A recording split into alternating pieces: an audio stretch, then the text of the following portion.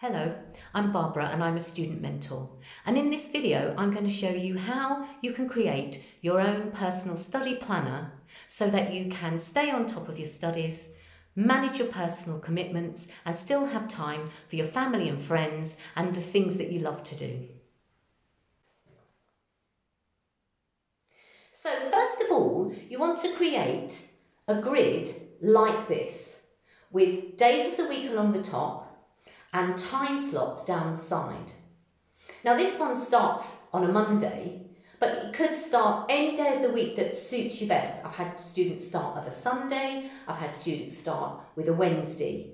It's whatever suits you. And similarly with the time, start at 7 a.m, 8 a.m, 2 p.m. if you need to, but make sure that it's how you want to manage your planner.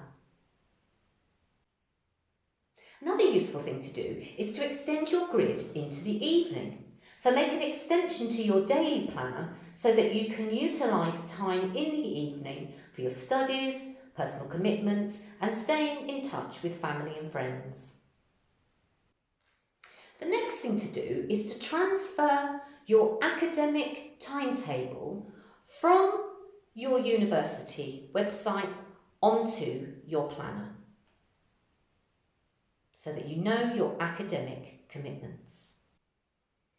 Another useful thing to do is to colour code your planner. And when choosing colours, it's important that if you have a subject or a module that you're not keen on, try to use your very favourite colour for your least favourite topic.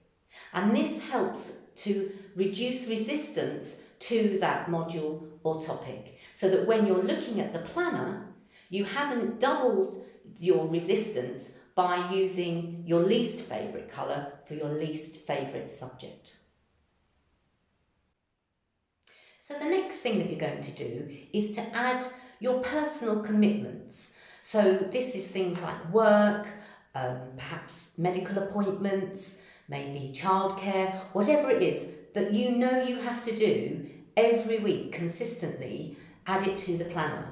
So on here, I have added some personal commitments that is work in the evening, Monday, Tuesday and Wednesday, and some voluntary work on a Thursday.